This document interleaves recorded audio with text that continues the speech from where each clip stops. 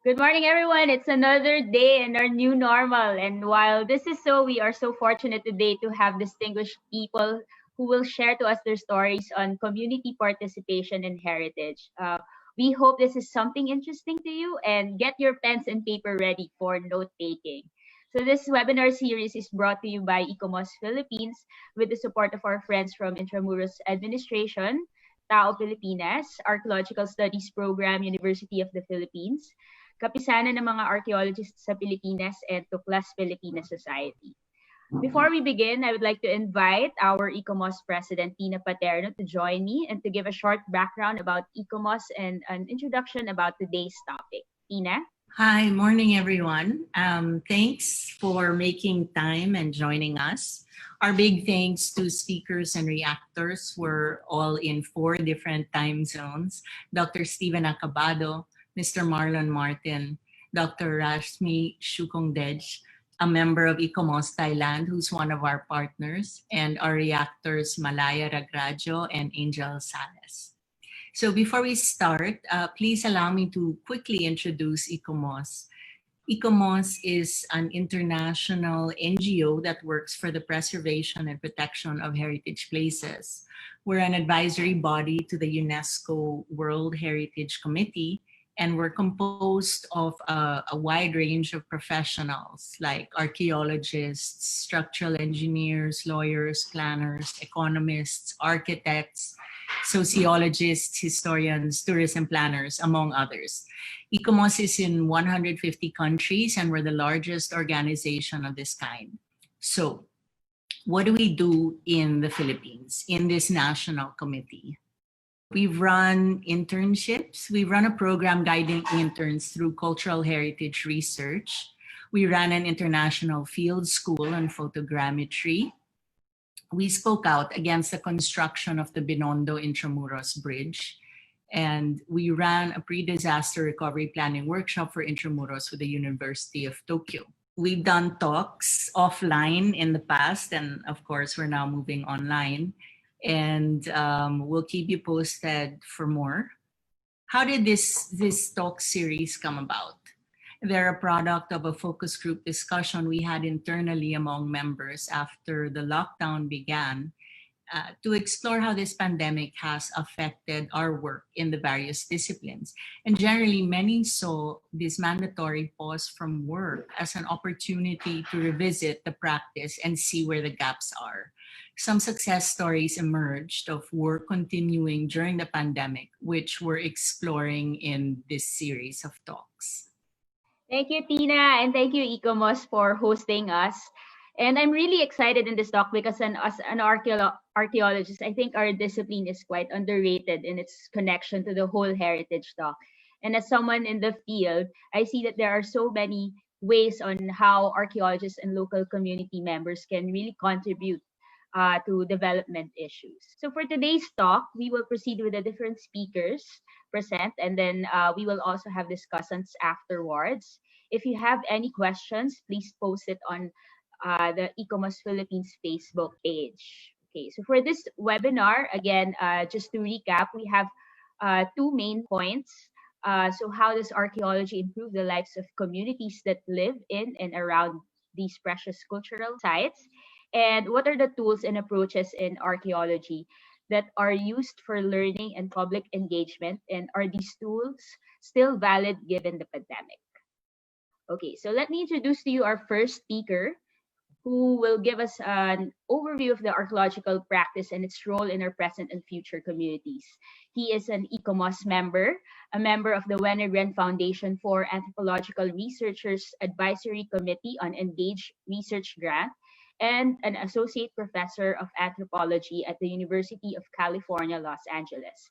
His archaeological investigations in Ifugao, northern Philippines, dispute the commonly held theory that the Cordillera rice terraces are at least 2,000 years old. He also directs the Bicol and Ifugao archaeological projects and co-directs the Taiwan Indigenous Landscape and History Project at UCLA. He is a strong advocate of an engaged archaeology where descendant communities are involved in the research process. friends, Dr. Stephen Acabado. Thank you, Kate. Thank you, ICOMOS Philippines and ICOMOS Thailand. And other sponsors. It's an honor to be here. It's an honor to share my advocacy in archaeology and engaging the communities that we work with. For most of us, archaeology is an esoteric discipline. It's something that is associated with Indiana Jones or Lara Croft, but archaeology is actually more meaningful, especially when we work with the communities that are affected or are the stewards of that heritage. So this presentation is also especially special because one of the panel members is Adjan Rasmi, probably the role model for most Southeast Asian archaeologists in terms of how archaeology should be practiced in Southeast Asia and in the world. The other panel member is a friend and a collaborator who probably made the Ifugao archaeological project very successful, and he will talk about it in a few minutes. Our joke here is that when I did archaeology, when I do community archaeology, I am the archaeology, and he is the community, and so we practice community archaeology. So I'm not here to talk about my research, but to provide you with a background on the paradigmatic shift that is happening in archaeology now. So as I mentioned a while ago, archaeology is very much associated with the study of the past, and it is a very politicized discipline. And then, so I'll talk about the shift in archaeology, especially the archaeology of the contemporary, the erasure of indigenous history and agency and national and international practices, heritage practices. Archaeology as political action and engage archaeology, but how do we really engage the people that we work with when most heritage workers and most archaeologists only work for one field season in a field site? But how do we make our work meaningful for the communities that we work with? So what is archaeology? As I mentioned, it's the study of the past. We look at the long duration, sorry for the French, but it only means long duration. We learn about the past to understand the present. But in the last 20 years, we're seeing archaeologists looking at the past to understand the present to prepare for the future. So in most cases, archaeology is really the study of the past, and a lot of us are enamored with this discipline because of its association with the romanticized past. But it is also a discipline that helps us understand our present. So I've just written a few weeks ago about the Bahay Kubo, which is a representative of the Philippine cosmopolitan, the connections of Philippines to the world. For most of us, we think that Bahay Kubo and its garden is a representative of Filipino, but it's also a representative of what is Filipino. That's a product of international connections. So we are also preparing for the future, and archaeology is in a very good position to provide recommendations to our policymakers, especially in climate change. We work on sustainability. We work on responses of peoples in the instability of the environment, and so we're able to do that because we look at the past and how the past shapes the present, and so we're also able to prepare for the future. But archaeology does not exist in a vacuum, as archaeologists look at artifacts, we look at context, but archaeology is also part of that context, that we really need to look at ourselves. What are the impacts of what we do in a particular site, in a particular region, in a particular country? So we work with communities regardless of their relationship with archaeological record, to be able to make archaeology inclusive, make archaeology accessible to everyone. We need to develop archaeological practices that that involves descendant communities. Archaeology is also hard for a lot of people because of top-down approaches, especially state regulations that control the action or the practice of archaeology. Throughout the world, most states are regulating archaeology because of its association with heritage, association with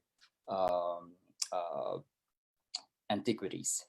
Of course, you have Indiana Jones and Lara Croft providing this romanticism about archaeology. And for me, my experience is that when I do archaeology, people look at me as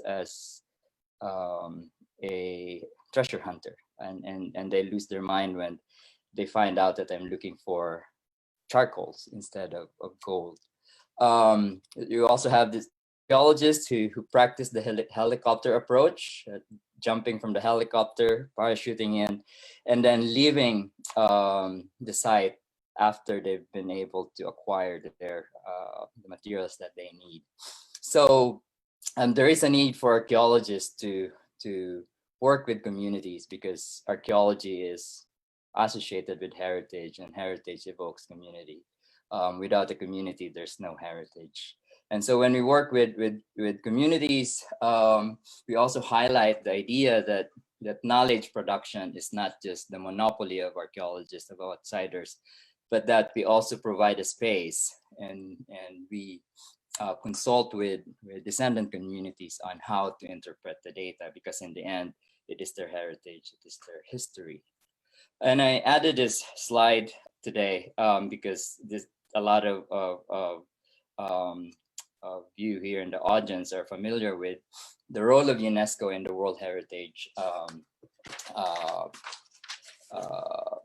World Heritage Site designation, and the concept of universal value as applied in the UNESCO nomination process becomes problematic because it is based on the Enlightenment philosophy. Thomas describes this as a part of cross-cultural generalizations that use the basis for establishing universal laws of nature or laws of culture, but in practice they had the effect of erasing variability, reducing humanity to a set of standardized themes. This effectively drowned out the voice and agency of marginalized populations to explore their past. Archaeology, however, is potentially able to amend this by collaborating and or engaging various stakeholders, particularly descendant communities. Maguire argues that critical archaeological knowledge provides the venue where people can be unshackled from nationalist myths, in our case, compounded by century-old curricula and top-down heritage models. And I'm talking about archaeology here. And so when we look at archaeology, it's a lot of archaeological practitioners, a lot of archaeologists think that archaeology should be neutral. It's part of the scientific practice. And so they don't want to be involved in the political nature of archaeology. But in the last 20 or so years, we're seeing archaeologists shift to this approach where communities are engaged. So how do we practice archaeology, and how do we produce the knowledge coming out of the practice? Especially in Southeast Asia and in the Philippines, where archaeology is part of this colonial foundation, that archaeology was established by the elites and colonial powers. And then we reinforce this by using Western epistemology that we tend to ignore local reality. So we don't work alone now. So we have to be able to engage the people that are our descendant communities. So there's a need for community engagement, and it is key to an inclusive archaeological practice. Community archaeology should be first and foremost a key component and not a consequence of archaeological investigations. We provide a space and voice for local experiences, which empowers descendant communities who never learned about their history in a school setting. And this is part of what Eric Wolf mentions as people without history. And so archaeology provides that avenue where descendant communities are able to make their history. Let's see. So how do we, as archaeologists and heritage practitioners, how do we operationalize this? So you include engagement as part of the research design. In the National Science Foundation in the US, they have this section where you are asked to develop a narrative about broader impacts. And so for us, when we're developing our research, we always have to think outside the box, outside of our disciplinary boxes, and think about how are we going to be able to engage the people that you work with. So engagement should not be an afterthought. A lot of archaeologists practice engagement after they're done with the research because of the findings of their work that might be questioning the identity of the peoples that they work with. You also have to make sure that you give back, at least providing something to the community or the people that you work with. You go back every year, you send materials for the library and so on. It's not just a one-way street where you go in and leave. And if you do that you're giving a bad name to scholarship. And consider research as part of teaching. Your goals for what the community will get from your work should be included again in your research design. If possible, use the Bloom's taxonomy in your engagement or learning plan. And I use this in my research goals for yourself and for the community. And this will have a long-term impact in the communities that you work with, even after the research is done, even after you've published everything. And because of the inclusion of engagement in your research design, your research is not limited to you being there and doing or obtaining data. If you do that, you'll be able to operationalize this engagement with communities. My experience in Ifugao, and Martin will talk about this, is that if you go in and you don't explain what you're doing and you don't explain the benefits of what you're doing to the communities that you work with, then once you're done with your research, that's it. So you have to come up with an approach where the community will think of what's in it for us, what's our benefit, and then if we invest in this research, what are we going to get from you archaeologists, from you heritage practitioners? So understanding what is at stake results in a decolonizing practice of archaeology. It also means that you have to be aware of the internal political dynamics in a community. And so again, in this sense, archaeology is not a neutral science. It's loaded with political implications. And a meaningful community archaeology approach minimizes potential conflicts between heritage stakeholders, instead intensifying conversations between archaeologists and descendant communities. And more importantly, you provide a space for descendant communities, indigenous communities to to use indigenous epistemologies to explain the archaeological record. And the historically fragile relationship between the archaeologists and the communities that they work with assumes that there is a divide between the two entities. Community archaeology addresses this division and provides an avenue for collaboration. The inclusion of the voices of different stakeholders in the interpretation of the past also provides empowerment to local communities. But it can be inadequate when indigenous stakeholders are simply contributors to and not co-developers or co-investigators of research projects. Indigenous interpretations tell us what and how things mean to the people who experience them. When we treat them as mere contributors, there is a chance that the different interpretations will be polemical.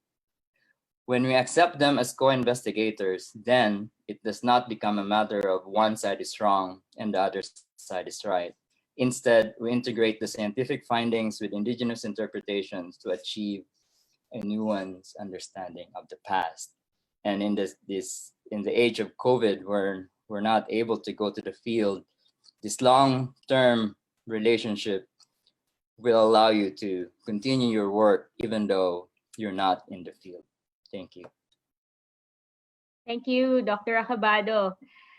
Actually, when he said archaeology does not exist in a vacuum and is not a neutral science, I think he clearly explained that in the nuances and assumptions in the framework and practice of archaeological field. And we're taking off from that note where there is persistent effort to engage the descendant community. And that's why our next speaker is someone who was and is crucial in the success of the Ifugao Archaeological Project. He works with local and international and academics and conservation organizations in the pursuit of indigenous studies, integration, and inclusion in the formal school curricula. Along with Dr. Acabado, he established the first community-led Ifugao Indigenous Peoples Education Center, the first in the region. Mr. Marlon Martin, an Ifugao himself, who heads SITMO, or the Save Ifugao Terraces movement, a non-profit heritage conservation organization. Let's welcome Mr. Martin.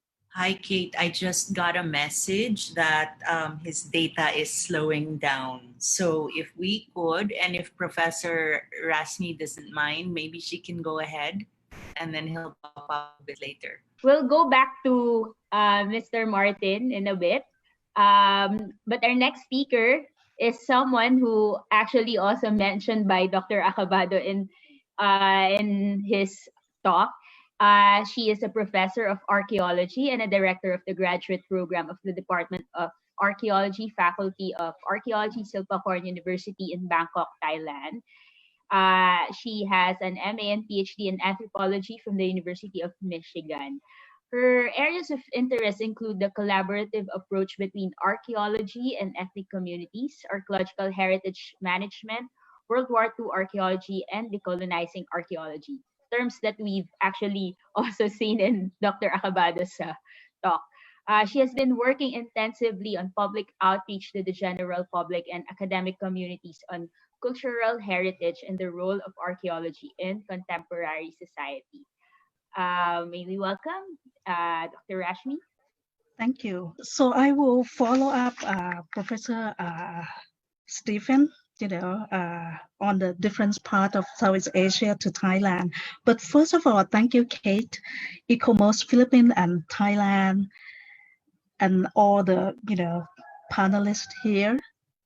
Thank you for inviting me to join this panel.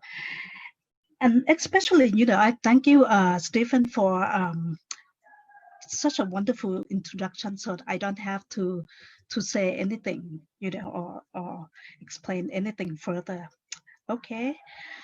So my talk will have, only two important points. I will talk about the community background that those of you, who in different parts of the world perhaps will not know that whereas my research area. And then I talk about the archaeological heritage management and community involvement from my experience. And I will provide only one case study from the Thamlot community, which is a Chan ethnic group in Mapha, northwestern Thailand. And the question that I have in mind when I work in my archaeological research, and also, working with the community, I often ask that how to collaborate and communicate with the different community through the different way of management for the successful archaeological discovery. And here, I will focus only the community engagement, but I will talk a little bit about the public outreach as well, and I'll present through my Mapha project. So why is Mapha? Why it has been chosen to study? Because Mapha is more mountainous district in Mae Hong Son, a border between Thailand and Myanmar. It has a bio and cultural diversity, which is a cultural circumstance for my research purpose at the beginning. And we have a lot of ethnic group. Okay, so for the community background, let's look at this. In this area, the state policy promote the assimilation of the Hill tribe into the Thai culture. And my research area, Mae Hong Son, is one of the poorest province in Thailand, low GDP per capita, and no clear cultural ownership of the archaeological heritage. And I'll show you that how I do it. And the mountainous area has been increasingly popular for the ecotourism and adventurous tourism. 7 ethnic groups only in Mapha. So we have Chan ethnic, Karang, Black and Red Lahu, Lua, Hmong, Lisu, and Mueang.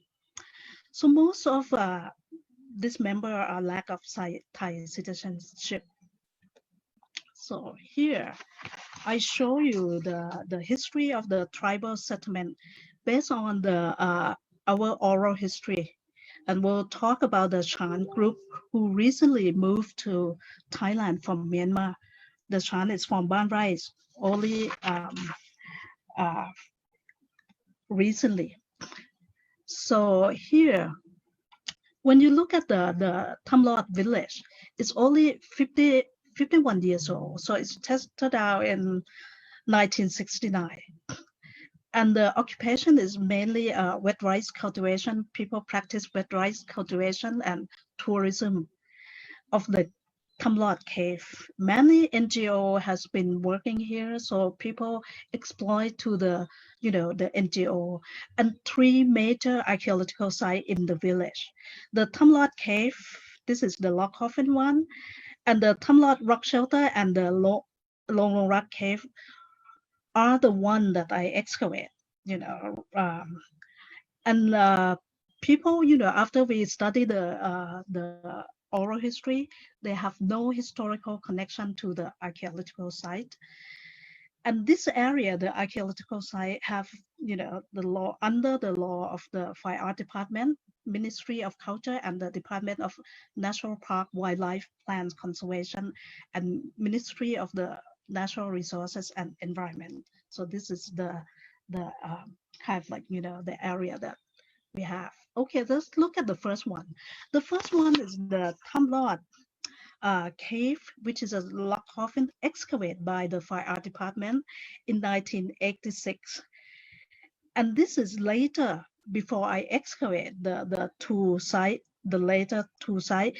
This site turned out to be the famous tourist spot of Mae Hong Son province. Okay. Another site is the Thamlot rock shelter, which is, I excavated in 2003. And, after that we discover and we have the date that far back to 35,000 to 2,000 years ago. And the most important, thing is we find the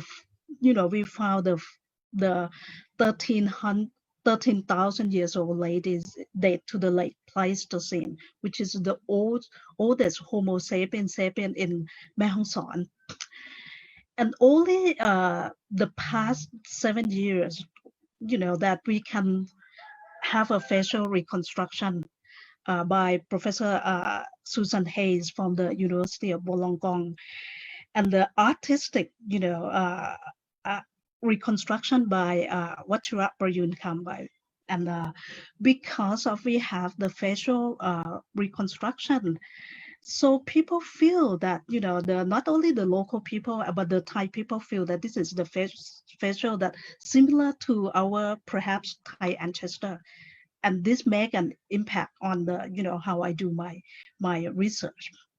Okay, so let's look at the heritage management, and community involvement. I use the conceptual framework on the self, reflexiveness on how, I have to aware of what I am doing. I, listen to the voice of the many group of the people, not only the local, but every groups. And, and I also use the decolonized archaeology as a concept to work with the community and with the general public. And the methodological approach, I use the oral history, local history, anthropology, visual anthropology, folklore, ethnoarchaeology, ethnomuseology, art and art history. This is all kind of like, the methodology approach that is developed along the way that I work from 2000, 2003 to present. So it's not just one time that I use this kind of methodology. It's my own kind of like learning experience as well. Okay, let's look at the, the work that I have done. From the Tumblr Rock Shelter, I did involve people, but I didn't do the public hearing from the beginning of my research. But when I recently worked on the Long Rong Rak cave, another cave that I excavate, I start, by asking people, meeting with people several times, and did a public hearing just to ask the permission. Before I asked the permission from the Fine Art Department and Forestry Department, So, they didn't give me a permission, and I asked them 3 times, for this kind of like permission without paying. The reason that I ask is I bring my, my research, previous research, and I explain to them that how important of this area, their homeland, to the history of Thailand and the regional history. So people interested in it and want to kind of like, listen to what I say. And I explain to them why this cave is important, because I can get the whole cultural sequence of the people who live in this area before they migrate to this. But a lot of people, I get the different feeling about the excavation because people fear of the spirit to hurt them, or some people feel, curious about it, and some want to find another tourist destination. So it's all mixed kind of like feeling. But finally, we get the permission. And prior to the excavation, they asked us, to go with the shaman to just ask another permission from the cave spirit, whether if the cave spirit agree, through the communication of the shaman as a medium, we allow to do the excavation. But finally, the spirit allow us to do the excavation. Here is the Long Rong Rak cave. The dating is between like 2002 or 1,600 years ago. We did the excavation. The pictures show you the main cemetery. After we got the DNA result, it showed that this one is the family. It's really kind of like confirmed this is the family cemetery.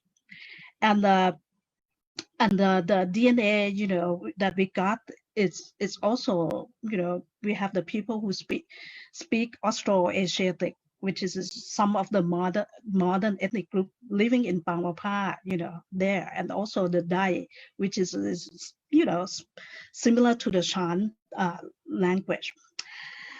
So we also, during the excavation, we put the sign and we make the ladder. We do some preliminary or the contemporary kind of like management, at the site during the excavation. But let's look at something that I think is really important. I think that the important thing, in my opinion, is the knowledge management. This is, I compile it from my long-term research, that what I did is I did a workshop, training, exhibition, curriculum development, visual art, photography, exhibition, performing arts, media, social media, conference, public talk, local meeting. I also develop a lot of class material, both textbook and documentary. So this is all, kind of like thing that I persistently doing it throughout my research career. I think this is the key success for the community involvement process. And this is also, just to show you the example of how I do it. First of all, after the research, both scientific research and also oral history, we integrate the scientific and local knowledge together. And then we disseminate the information through the different way, like talking to the school, talking to the local community. And while meeting with the local community, we can identify the local leader and interest group. The example, is this girl, in the picture that you can see. She joined our workshop since she was in the high school. She's Shan, local Shan children there. And then after the university, she listened to our meeting, to many meetings. And later we invite her to join us as a local researcher. And now she is at the school. She teach at the school, local school in Tamlot, Rock Shelter. So she's part of the core kind of like leader for our, project. And another issue that we're dealing with and is the budget. And we work with the community also that to explore the possibility of the funding that to do the project, with our support and also other local provincial support. And also they have that idea that they want to develop the lifelong learning center. This is after we have been doing so many years and after we have the facial approximation, so they feel that this, our region is very important, our village is really important. And then we kind of like, disseminate it more to the public education and do outreach and develop into the local school and curriculum and university textbook. This is the whole kind of like, brief process that I show it to you. So, my colleague asked me that what is the narrative that you tell people and people kind of like, want to come and want to do something with us. I think that is such a long-term, research. After we get the result from the research, we talk to them, and linking the past to the present in the way that we got the weaving kind of like the loom, which is a weaving kind of like technology in the coffin cave at the Long Rock, and the piece of textile. So we show it to our colleague in the different village and also this village. And they say that, oh, this is very similar to us. They have no connection, but something is very similar. So it's attract them to interested in that. We got the DNA result, especially the Dai speaker. So I can share with them that the Chan is also part of the Tiger Dai or the Dai, speaker. So they're pretty excited about it. And also the result from the stalagmite and stalactite, and also tree ring from the coffin, and also the animal bone that we excavate. It's told us that in the past, this is very kind of like rich environment, and but now it's dry and drought. So they can see that what happened, within their village. Okay, let's look at this. So this is the picture that show you that what we did a lot of like meeting. We invite the monk and the school teacher and the village community and committee. And we also working with the elder and the children to transmit their kind of like knowledge, local knowledge, because we find the basketry in our site, in the log coffin site. So we kind of linking this kind of local knowledge with the archaeology record that we found. And at the end, you can see that the school teacher make a textbook for the kindergarten and the elementary student. And we also use the one of the important tool is the link, through the arts, and the link, I use the art because I want to link this kind of like, archaeology, local knowledge to the urban society. So, and this is used like in the more abstract form. So music, and also visual arts, and also a lot of publication that for the local and for the general public and for the textbook, this is for the Thai, that they can have some, contents if they want to make a exhibition, or if they want to do their own research, And also because of this, is attract the media to really interested in like making a TV program, and also newspaper and journal make their kind of like, column and the program for our research without paying, which is very fortunate to have that. And this is example as well, that the TV program, the podcast. And I also give a regular kind of like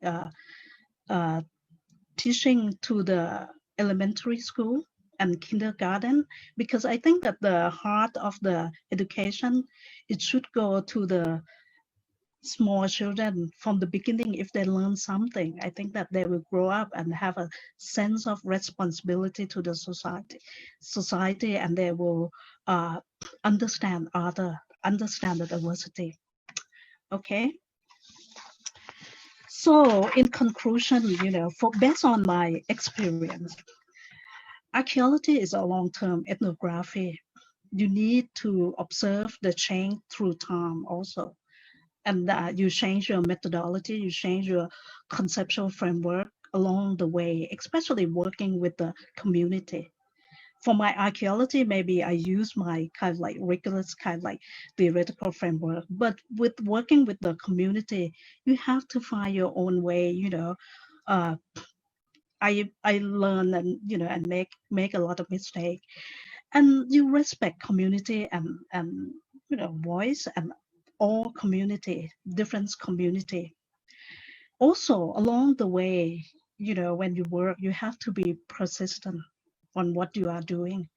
You working on your archaeological project, you persistent, but also working with the community involvement process. You also need those kind of persistent on what you believe. So I provide you the example of the THAM community, show that the contemporary society can claim control over the archaeological heritage, even though they do not have a direct historical link, or they don't have a right in terms of legal right, but it's claimed as is a part of their homeland. So they have the sense of, like ownership and feel a sense of belonging. And here I also show that different approach of the outreach process, that not all community are the same, and they are different in complexity. You can see that for the community, I use the local tradition and also local history, to connect them to the archaeological record, archaeological site. But to the general public, I use more kind of like scientific research and other kind of like evidence to talk to them about more global issue, environment, something like that. So basically, what do I do? These are my research objectives, that I work in many years. In white is what we have already know from our archaeological study. In yellow, I think we can do it better for our archaeological community. Okay. So during the COVID, when I can accompany the local, during the COVID-19, the community engagement on the establishment of the Long Life Learning Center at the THAM temple came down to zero. No, nothing happened, because they cannot do anything. But what we did from our ability that we can do is we did the virtual reality exhibition online of the THAM National Wildlife Education Center. For the community, we have to work with them also that what should we exhibit, what is the narrative that we should put. But within the wildlife center, we can put the archaeological, kind of like evidence and also, what we have found into the virtual way. But after the COVID, what I will do is I will return to the community and follow up the lifelong learning center because we allow to travel to the village and we'll explore the funding support with the community. And I think that I will do the workshop on how to use the online platform such as Team, Google Meet with the key person and the teacher. And also if we have a chance, we will start doing the kind of like narrative, kind of like the story that what we want to have it in the temple.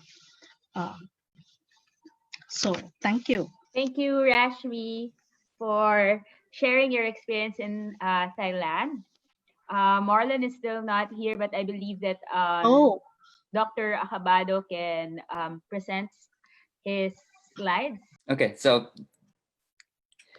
my work with Marlon and the Save the Ifugao Terraces movement and people in Kiangan started in 2012, but I actually started working in Ifugao in 2006-07 for my PhD dissertation, and before that in 2003 for my master's thesis, but mostly more on landscape analysis. But in 2012, rather in 2011, I was running a field school in Cebu, and I decided to bring my field schoolers to Ifugao because I wanted my students from Guam. I was still at the University of Guam back then, to see the place that provided me with a PhD. So I in 2006 and 2007, I did connect with the Save the Ifugao Terraces movement. I had friends in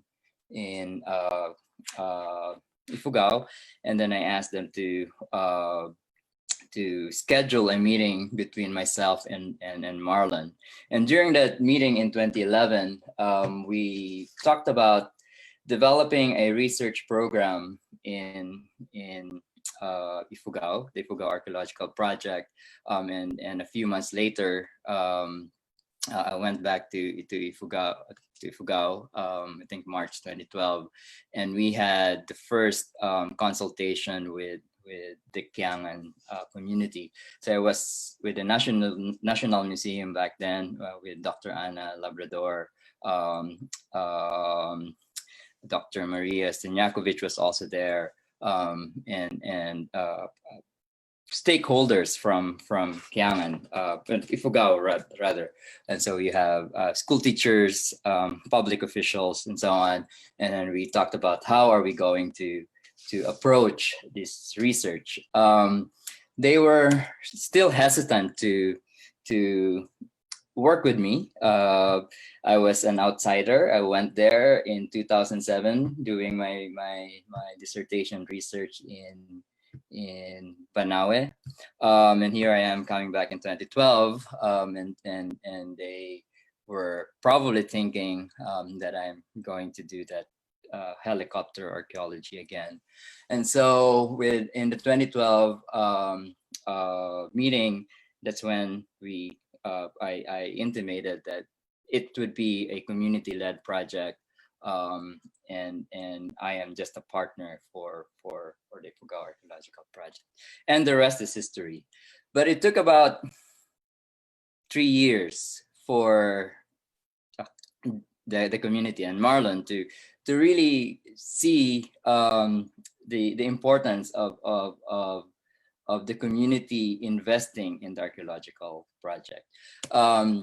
As you all probably know, the debate on the rice terraces there's actually no debate because the 2,000-year-old model doesn't have any testable data. So in essence, those were just products of its time.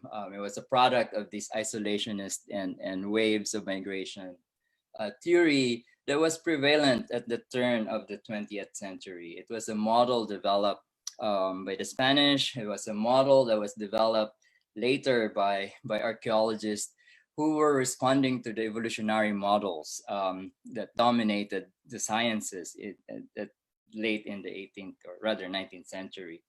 And so they were assuming that the terraces were 2,000 years old based on the prevailing waves of migration theory back then.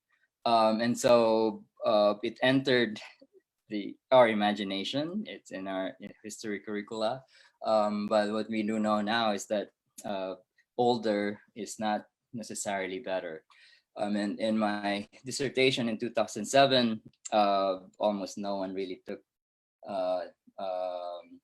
notice of my initial argument that the terraces were probably very late. They were not 2,000 years old. They were probably constructed soon after some of the Ifugaos moved up to the mountains in 1565, when the Spanish started their push to, rather 1571, their push to the northern Philippines. So anyway, the initial conversation revolved around the dating of the rice terraces, and I said that my focus really is not dating the rice terraces, that the dates are just contributing to the romanticism of the older dates. And so I explained that there should be that we should use Ifugao oral history to reconstruct or look at what's been done in Ifugao from archaeology to history to ethnography. And so by 2014, that conversation started to really take shape. We had plans of engaging communities by establishing the Ifugao Community Heritage Galleries that now serve as the Indigenous Peoples Education Center in Kiangan. It was all the brainchild of Marlon, and I think it was because of his and Sitmo's investment in the archaeological project that they were able to establish the Ifugao Community Heritage Gallery. So if any of you are in Ifugao, please drop by Kiangan and you'll see the IPED Center, which is a success story in terms of how communities take control of their heritage. This center was established without the help of any governmental resources. We started with donations from students from the community, from IAP alumni, and in 2018 and 2019 we received a 50,000 grant from the National Geographic Society and the Whiting Foundation to expand the IPED Center. It also allowed us to develop or run workshops for teachers. As you know, the K to 12 shift in Philippine education requires the Department of Education to contextualize local histories in their curricula. But we do know that teachers are not equipped, or rather under-equipped, to apply this shift in the curriculum. And so at least in Ifugao, we started with several workshops for teachers to provide them with the tools to incorporate recent archaeological, historical, and ethnographic, as well as community stories into the teaching of a local history.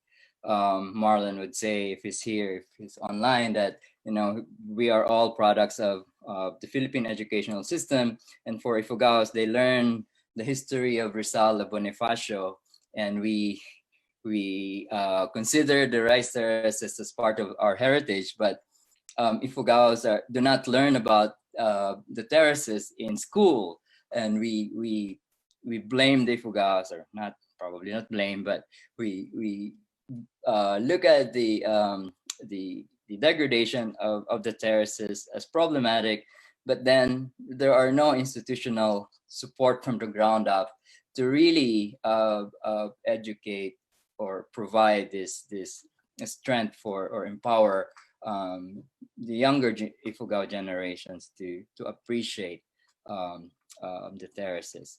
And so the terraces are UNESCO World Heritage Sites. They are representative of humanity's triumph over the landscape or over the environment. But Ifugaos don't learn about the rice terraces in schools because the curriculum, the Philippine history curricula, really don't involve the terraces. Let's see. So at the very onset, the Ifugao Archaeological Project is a community-led project. It was with the cooperation of SITMO and the Kiangan LGU. We consult with local communities.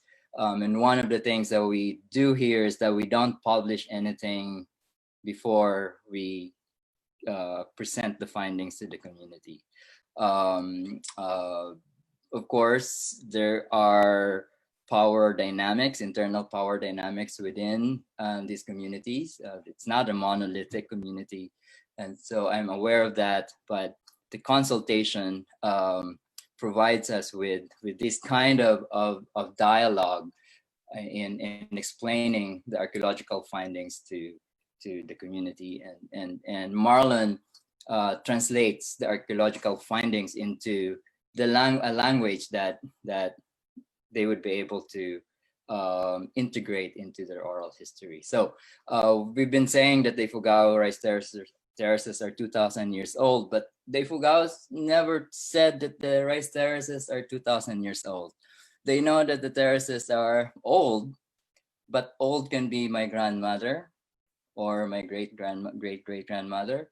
And so when we show photos to communities, elders, and showing them photos taken in the late 1800s, and we say this is old, but they're not 2,000 years old. So we, the academes, the scholars, said that the terraces are 2,000 years old. The Ifugao said that they are old, but they're not 2,000 years old because of the difference in reckoning of time. And so we do consultations with communities. We have end of the field community presentations with lectures and exhibits. And so before we are able to write about these findings for the world to see, the first people who would know about our findings are the Ifugaos. Let's see. And as I've mentioned earlier, community archaeology and what's in it for us. This is a continuing discussion because heritage conservation, as I mentioned before, involves the community. It also, this engagement also provides the opportunity for the communities to appreciate the archaeological process, that archaeologists are not treasure hunters, that we are not looking for the golden Buddha or the Yamashita treasure. When we dig, everyone is there, they can see what we're doing, but it's a hard myth to break. And so we invite them to see our excavations, because in the end, the communities will be the first and last line of defense in terms of safeguarding their cultural resources. And I hope that our work can be replicated somewhere else, in the Philippines, in other parts of the Philippines. But it's a hard, the archaeologists would really need to put a lot of effort. And for us in universities, this kind of work don't count for tenure and promotion. This is something that's called service. We don't get a lot of credit for this in terms of tenure and promotion. But for archaeologists, we have to be really aware that the things that we do impact the lives of descendant communities and the larger community in general.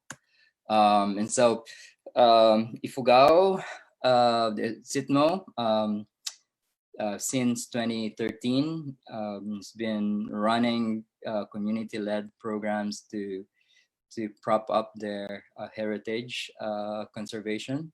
And one of the more important aspects of this is the rice cycle tours.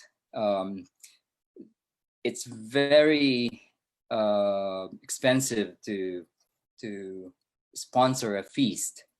And so for rice cycle tours, for rituals, SITMO brings in tourists to pay for the expenses needed for the rituals and feasts. A pig will cost about 25,000 to 30,000 pesos, and that's not something that poor farmer communities can afford. So there's a thin line that separates heritage conservation and spectacle. But in this case, if you are bringing in, sponsoring the expenses associated with the rituals, then at least we're able to see the continuity and the maintenance of these rituals. And we bring the tourists directly to the communities rather than to town centers like Banaue, when the people that are getting the benefit of tourism would be those who own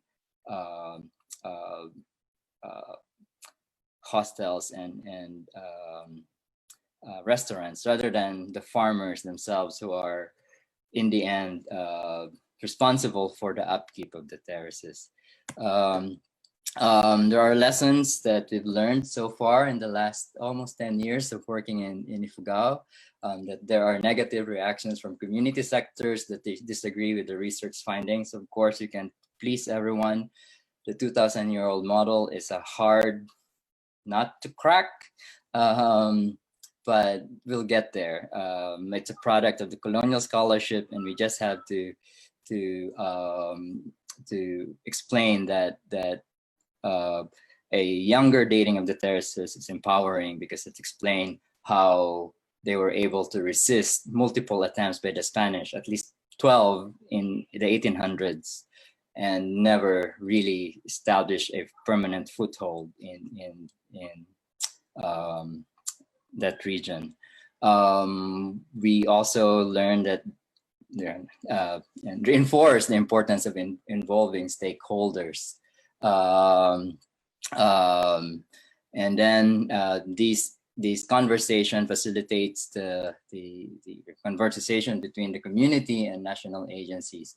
And one of these is the issue of access to artifacts. The Philippine Constitution requires that all archaeological materials should be given to the National Museum as the curators of our national heritage. But the community, at least Kiangan community, wants to keep the artifacts for their heritage education. So we're facilitating that conversation between our community and national agencies. We have heritage conservation, the Indigenous People's Education Center, and of course, training of students, not just in archaeology, but also in ethnography and history, and traditional IKSP, Indigenous Knowledge Systems and Practices. And so this initial meeting in 2012 has now grown into a larger program where we have collaborations with our Taiwanese colleagues who are supporting the workshops for teachers and elders to develop learning modules and instructional materials for teachers based on Indigenous knowledge systems. Okay, thank you. Thank you, Dr. Acabado, and hi, Marlon. I'm sure you'll be also echoing the same sentiments as Stephen. And well, we're in the Philippines. It's quite difficult for our internet connection right now. But before we proceed with all the comments and questions from Facebook, let's hear it first from our reactors. Our first reactor is a PhD candidate at the Institute of Cultural Anthropology and Development Sociology at Leiden University, the Netherlands, and a faculty member of the Department of Social Sciences at the University of the Philippines, Mindanao. She is a National Geographic explorer in 2018 and writes opinion pieces for Davao Today. At the moment, her research focus is on gender, autonomy, body modifications, and their transformations among the Pantaron Manobo of southern Mindanao. Ms. Malaya Ragragio. All right. So yeah, first of all, thank you for the organizers of this morning's talk, ICOMOS Philippines and ICOMOS Thailand and all the other co-sponsors. And thank you as well to my fellow speakers. It's a lot to take in, I think, especially so early in the morning for me. But still, I think very, very productive to think about. There are a lot of good thoughts that have been articulated. So when Kate was actually the one who brought me on board with this webinar, and she told me that it would be nice to have reactions from somebody who has had a solid background in archaeology, but at the same time also has experiences outside, professional experiences outside of it, especially in the context of local communities where a lot of us engage with. So my reaction this morning stems from my experiences with doing both archaeological fieldwork and what I would call purely anthropological, or ethnographic fieldwork with more focus on living communities, right?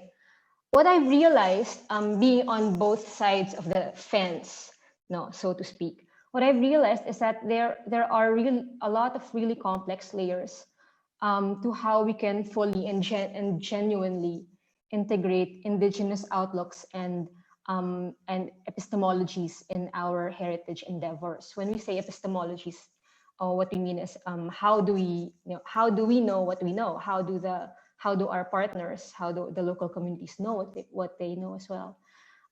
So there are a lot of complex issues to how we can integrate that outlooks, epistemologies, worldviews, IKSP, the knowledge systems.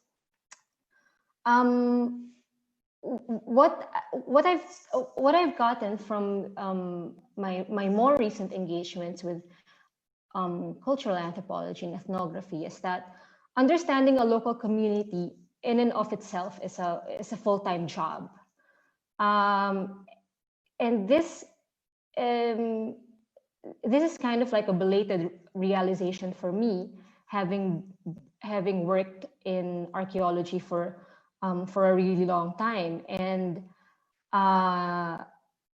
now that I've also come from my own fieldwork in Mindanao, I still find myself, after 1 year of actual fieldwork and after half a year of processing my data, I still find myself constantly refining and re-listening to what I've gathered in the field in order to do justice to the people and the community who have shared their stories with me.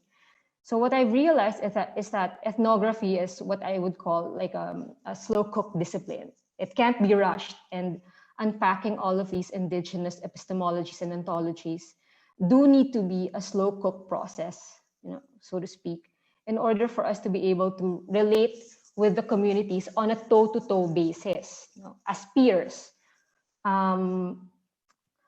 So what I'm kind of wondering about is, with the case studies that have been presented so far, I do wonder if there have been moments of perhaps incompatibilities with what we bring into the field, with what the communities hold as their own truths. For example, there's archaeologists, and I think a lot of cultural advocates take it for granted that we have a linear sense of time. We have a linear sense of history, like the past flows into the present in kind of like a calendrical succession. But it's not the case in some communities. They might have a cyclical sense of time instead. So those are the things that are kind of interesting to think about if we want to talk about how we do fully integrate indigenous viewpoints into our projects.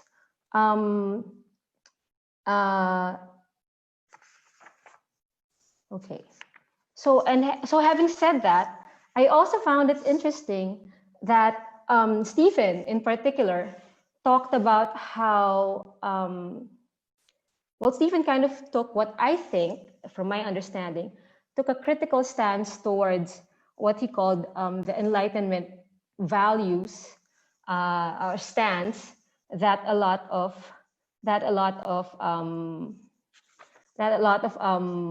agencies take for granted. And I just wanted to see if we can reflect further about how we ourselves as archaeologists also do come to the field as agents of enlightenment, since we do come to try and persuade, to try and educate, and to try to also instill programs and workshops and other kinds of activities that do carry universalizing values as well.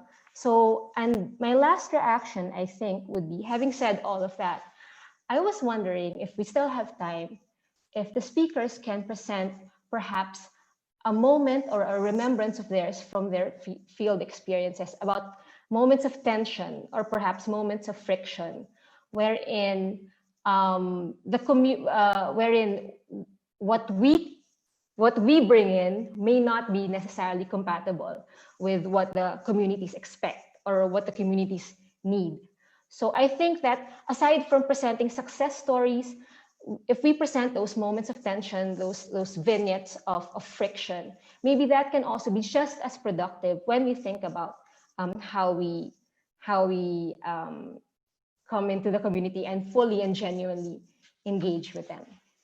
So I think that's my very brief comment for a very good and a very nice group of presentations. So thank you, thank you Aya. Before we have the speakers respond to that, we'll just proceed with Angel first. Okay, so Miss Angelus Maria Sales is a licensed architect whose field of interest lies in the historic preservation. She has a bachelor's degree in architecture from the University of the Philippines College of Architecture and a graduate diploma in archaeology from the Archaeological Studies program in the same university. She has been working as a community architect for the women-led nonprofit organization Tao Pilipinas for 15 years, where she is currently the core operations head for externals. Angel? Okay. So my reaction will just be brief. I was brought on to be a reactor from a perspective of someone working in the community. The points of the speakers have been good.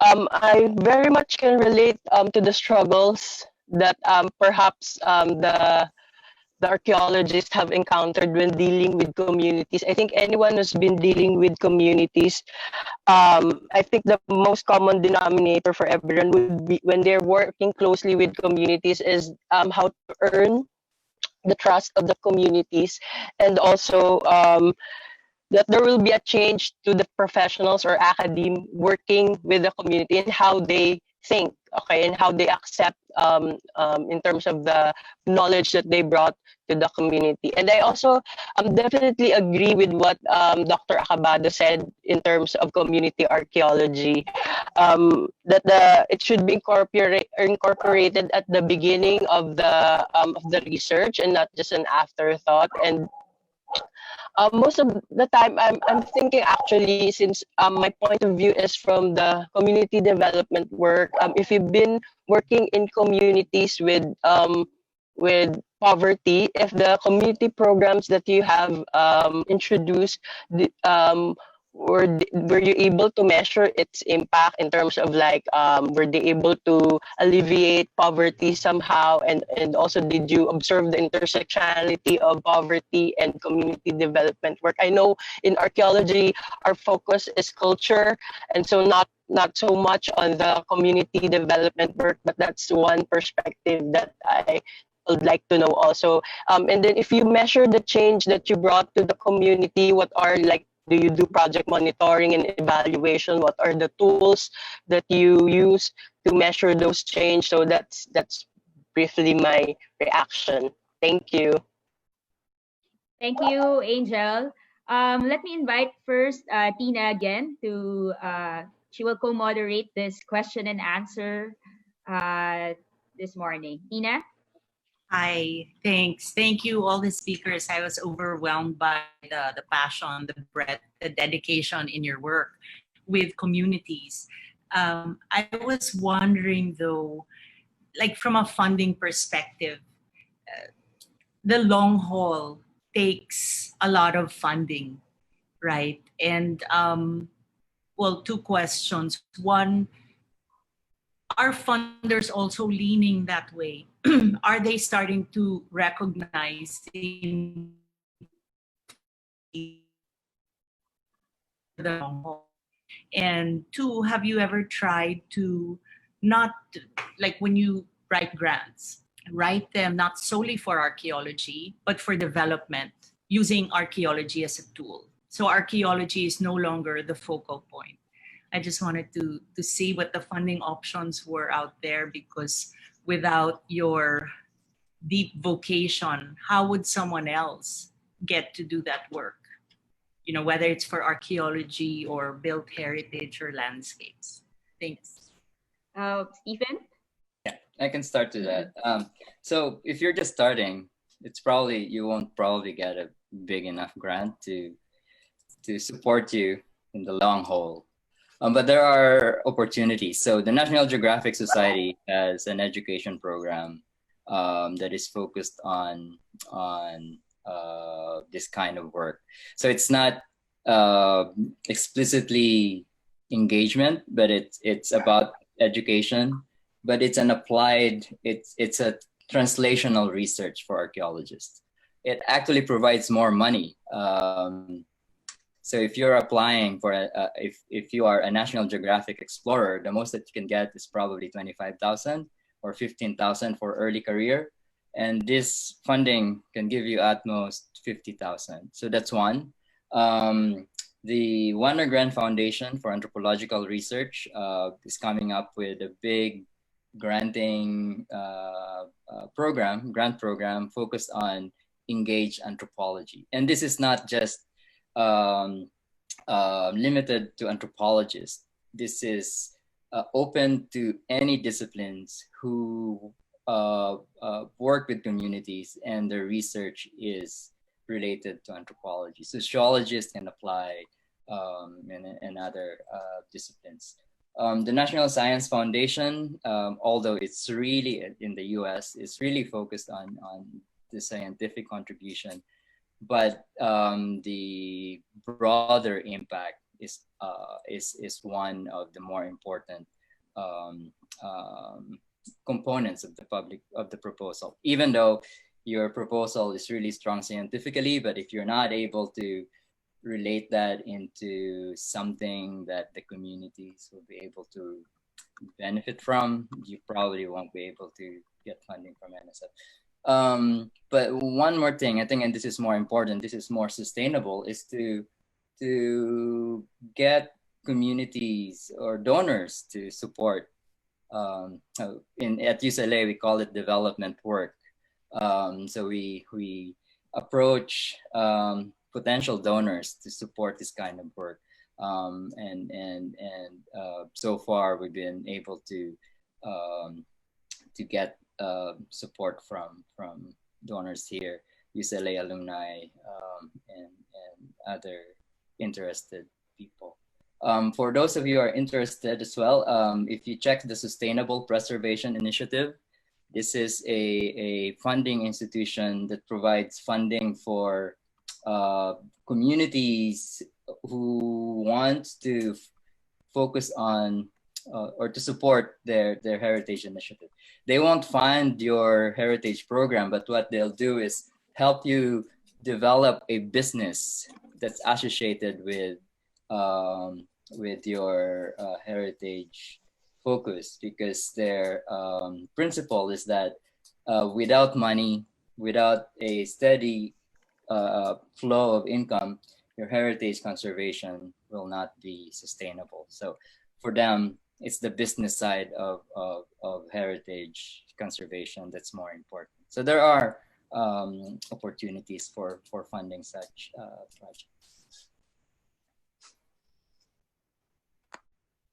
Okay, Rashmi, so would you like to respond to Aya and Angel? Yeah. yeah, thank you. So Stephen already gave you the international funding that everyone, you know, from the different part of the world can apply to.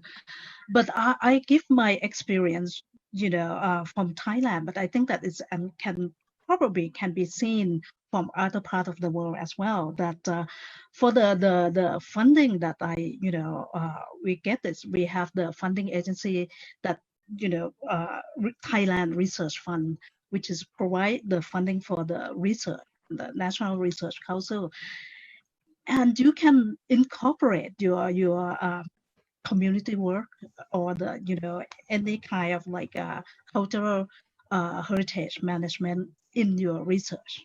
No problem. You can do the more at the beginning of my work. It's kind of hard to do the both, because the funding agency really need you to do only the scientific research.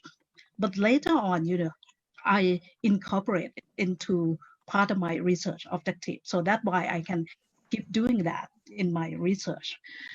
But along the way that I work, I think that it's not sustainable that if the funding keep coming from outside. So what I try to do also is try to really kind of encourage the local community to do their own research. And it's happened that the Thailand Research Fund has the funding for the local community. So basically what you have to do is only kind of sharing your experience or how to put together their idea. Say if they want to conserve their kind of a song, or their weaving textile, or the whatever they want to do in each village, they can do that. They can just kind of talk to us, and we just kind of arrange it. And then I play myself as a medium to connect them to the funding agency. Because I think that, when we leave, we're gone. But of course we still contact them, but I think it's more sustainable for them to be able to do it themselves. So I'm looking for the funding that they can applicable to apply. That is the way that I kind of doing my research in the different community. This is from the local perspective. But I think in other parts of the world, perhaps you have those kind of similar funding. And, we also draw into the CSR from the company or from the private company. They want the CSR. So we kind of, linking the community to the different source of funding. Yeah. Thank you, Rashmi.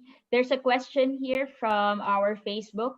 What are the obstacles you experience in implementing your research project? Since we're talking about funding already, from Sherwin Ramosa. What other obstacles do you experience in implementing your research projects? Well, since I already talked, from the beginning of my research, I think that the hardest thing is understand the culture of the tribal community, because I work on the seven, the whole research area. When we first doing research, we do the survey, and the survey in the larger area in Pamapai, so we have 7 different ethnic groups. So when you enter to the site and the village, you need to really understand the language and the culture. So we have to have the translator with us at the beginning. Even now, sometimes I understand, but not all. But that is the most struggle. That's why it's such a long time.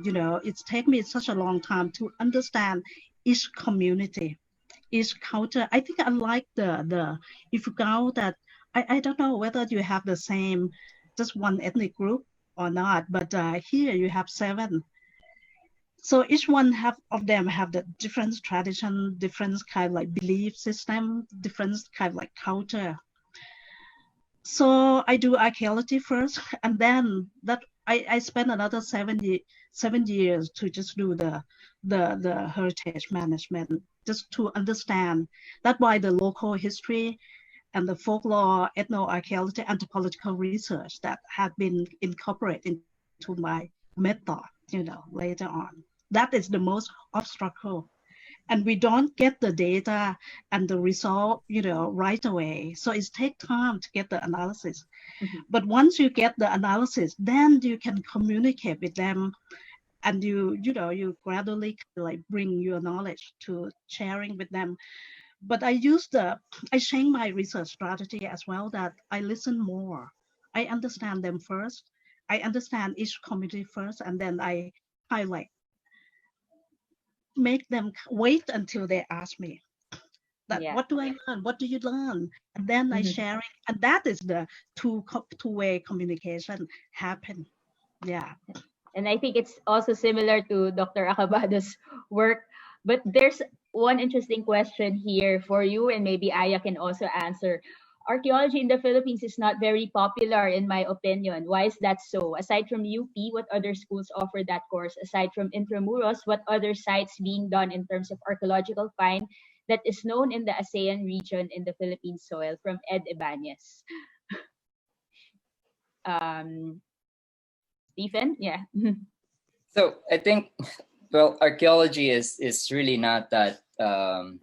It's, again, as I mentioned, it's the romanticized aspect. There's a lot of archaeological sites in the Philippines, but our tendency to focus on the deep history doesn't allow us to really appreciate the complexities of our culture.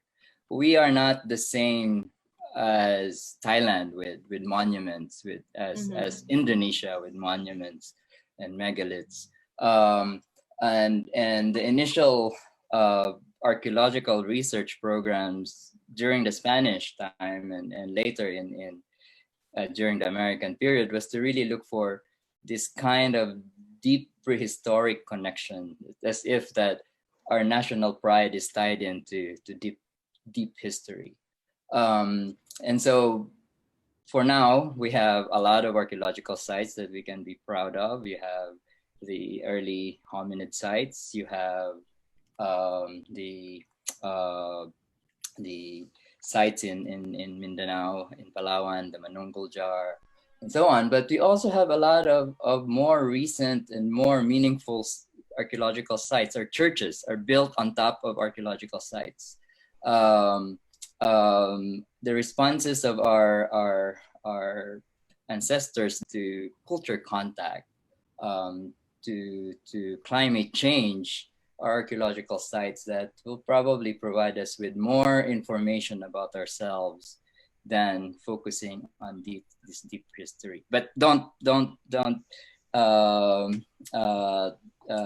not saying that deep history is not important. It's just that we can also look at recent history. As of now, there are only 2 archaeologists working in that time period in the Philippines. Yeah, yes. May I May share I with Stephen just a little bit? I think that not only Philippines though. I think that in Thailand, the recent history, you know, the archaeology of recent part is something that not popular in Thailand as well. You know. Yeah, can I add Aya? something briefly as well? Yeah. In addition to what Stephen said and what Professor Rasmi said, I think there's also a tendency among Filipino archaeology enthusiasts to also focus not just on deep time, but also kind of like an elitist look at the past. So a lot of us want to look at monuments, or we want to look for kingdoms and all of those kinds of historical concepts or tropes. But for archaeology, and I think everyone here will agree with me that even the smallest items can mean so much to tell us about our past and our heritage. So we don't have to look for those massive kind of like manifestations of our history. So yeah, so I just like to add that. So. Thanks, Aya. There's a question here again from our Zoom meeting. Hi, Stephen. Agree completely regarding UNESCO's Enlightenment or Eurocentric orientation, and that we need to problematize nationalist narratives. Just a practical question. Free, prior, and informed consent also needs to be unpacked. Who gets to speak for these communities? It can be very political, from Lilia Shahani. Yes. So free and prior informed consent is, for those of you who are not familiar with the term, it's a required process by the National Commission on Indigenous Peoples. It's meant to protect the indigenous peoples from projects that might impact their culture and also their intellectual property. And so it's a response to the Declaration for the Indigenous Rights of Indigenous Peoples.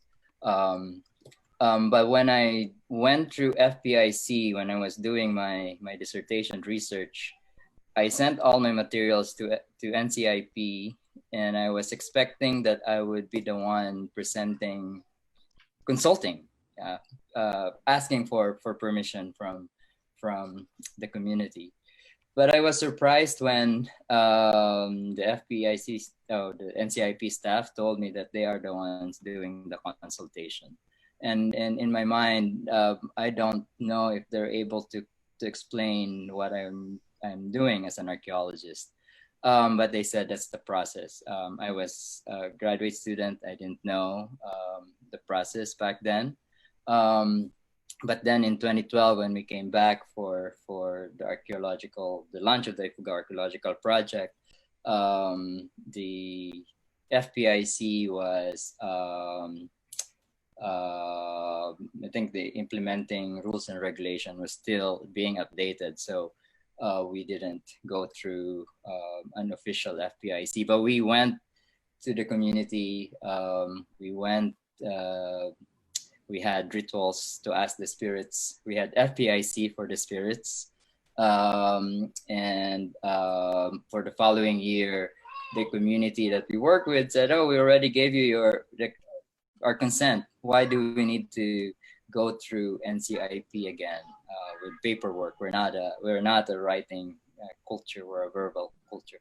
So there's a political aspect to it, and it's also a good thing when you work again with communities, because in the end, they'll make your life easier.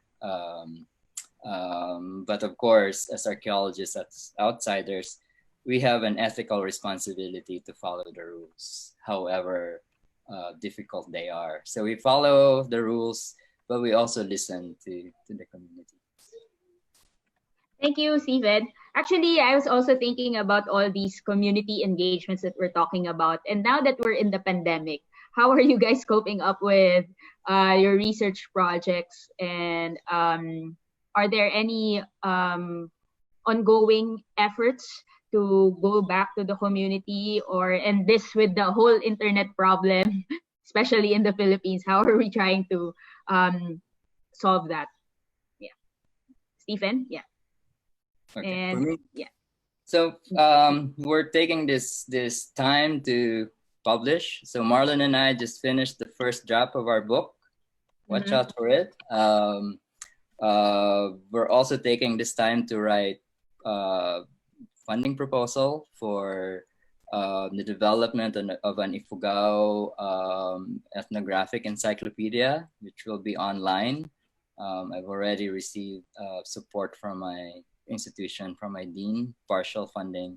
And so we have other opportunities to translate. It's not the academic side of archaeology, but it's more, again, more engagement with the community and more application of what we do. But because we're not, when we talk about community archaeology, it doesn't necessarily mean that the communities will be excavating. Believe me, they won't excavate. They tried, but within 2 hours, they say, why is this so slow? And so a community archaeology means that we archaeologists relinquish some of the control associated with the research project. We don't monopolize the research. And that's, I think that's the essence of community archaeology, that our communities don't have to be dirty, but they can be involved in other ways. Thank you, Stephen. Yeah, Rasmi would like to add? Yeah. Yes, for me, that I spend a lot of time like working on the report as well, to writing up the report and finish the analysis. So we will do more publication as well, and do a lot of like manual, like picture, like all the photographic book. So it will be easier for people to understand than having the written one. And after the pandemic, if the village open, because they're so afraid, they set up, or they think that all the spirit will get into the village. I checked that the now they open. I think that I will go to the site and talk to the local community about their local kind of like learning center, and also look through the artifacts that we have, that how we're gonna store it, and how we're gonna, what kind of artifact that people want to use it for their narrative, in the museum or thing like that. And I also have to be a medium negotiator with the fine art department, because as we, like Stephen, after we finished all the excavation, we have to return all of the artifacts to the fine art department, who is the national, the state authority of the archaeology. And what we try to do, perhaps we will do the 3D replica, many 3D replica for the community and for the wildlife educational center. They can have something to show on site. And we also have to negotiate with the forestry department and also the local government on how to kind of like, assist the local community in terms of, establishment of the lifelong learning center. And that will be something that I will do. And also we'll talk to the school teacher on how we're gonna do the kind of like online meeting workshop on the, on the curriculum development. We are in the middle of trying to put more information from our new discovery on that. Yeah. So that is our, plan. Thank you, Rashmi. I think our speakers and our reactors have clearly put out the role of community archaeology and what's its impact in our society. But we've also learned how it is possible. I think that's the most important thing here, that it's possible that we can be more inclusive in terms of our heritage practice, but at the same time there's a crucial role of community stakeholders that are present here, and it's not just one person in the local community. We have various actors in the community, like local officials. We have the immediate community in the places where we excavate or where we have our projects, or we even have schools. So there are more opportunities actually to go and do some engagement works. And now that we have the pandemic, I think it's another area that is something that we're trying to experiment on, and that's why we have a lot of heritage professionals here, and also community leaders that we're looking up to, so we can really continue on the work that we've been doing. And before we end, I'll call on Tina again. Yes, hi Tina. If I can share my views as Yes. a non-archaeologist who's tried to work with communities before, and to wrap up, no, I know there are a bunch of questions that haven't been answered. Who are the community? How many people in the community? How do we measure success? A lot of these questions we can answer by email. We'll compile all your questions and we'll get together with the speakers and email you. We'll let you know how on Facebook. So there's a movement in archaeology which is paralleled by what's happening for built heritage, for other sites, for more grassroots and inclusive practice, because communities are the core of sustainability. This comes to the realization that helicopter practices, come in, do your thing, and leave, must change. I admire you all for your work with communities, with your own respective advocacies. And if I can infer from your lessons to those who are wanting to undertake such projects, working with communities but have neither the tools nor the training, some of the lessons that I'm hearing from you that you might impart to such a person is there are no hard and fast rules, because each community is uniquely complex. And as Dr. Rasmi says, you have to be willing to change your frameworks and find your way. You can arm yourself with tools and frameworks and do your research, but kind of be prepared for shifting along the way. Be prepared to adapt. The work also that I'm seeing you doing is getting much broader, becoming much more holistic, including the narrative to as many people as would be interested, including it in arts, conferences, social media. Education is key both for teachers and students, and dialogues. Community work is also very long-term work. You should probably get in it for the long haul. It takes time to build trust, no? And it's, as Aya said, it's a full-time job. It's a slow cook discipline, and there must be an investment to understand the community that you're dealing with. This means relinquishing a bit of your own control and imposing your will and what you want to happen, so that there's room for the community to co-create with you. And in your talks, what I'm hearing also is an incredible respect for communities in your work. Staying away from the top down, keeping it peer to peer, which is not always easy for the outsider who doesn't yet know the community. But as Ms. Rasmi says, persistence is key. The education that happens when you work with communities is two-way, and what you learn also informs the work. So for those interested in learning a bit more, architects, engineers, planners who want to work with communities but don't have the tools, I can email you some articles that the team, the speaker team, will curate as kind of a toolkit to get you started. And we'll leave instructions on Facebook. Thank you. Thank you, Tina. Before we formally close this program, I'd like to thank again our partners, Intramuros Administration, TAO, Pilipinas Archaeological Studies Program, University of the Philippines, Kapisanan ng mga Archaeologists sa Pilipinas, Tuklas Filipina Society, ICOMOS Thailand, and ICOMOS Philippines.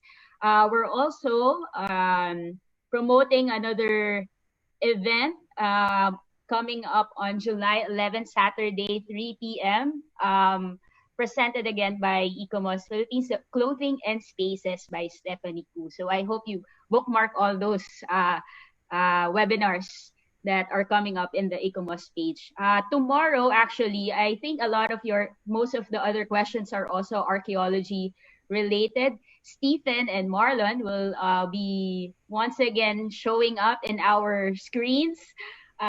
Just look at the Simeo Spafa Facebook page. The talk tomorrow is Older is Not Necessarily Better, the short history of the Ifugao rice terraces, happening tomorrow at 10 a.m. Bangkok time and 11 a.m. Manila time. All right. So for this morning, thank you so much to our speakers. And on behalf of the organizing team of ICOMOS Philippines, I'd like to congratulate everyone for being so active in this page. Again, we will email all those who registered for follow-up reference materials and readings that you can also look at, and we'll also give out the email addresses of our speakers and reactors so that if you have any questions, you can forward it to them. You may also check out our website at philippines.icomos.org to those who wants to keep up with information about the page. Again, happy lunch, good evening, Stephen, good morning, Aya, and we'll see you again in our next talk. Good day.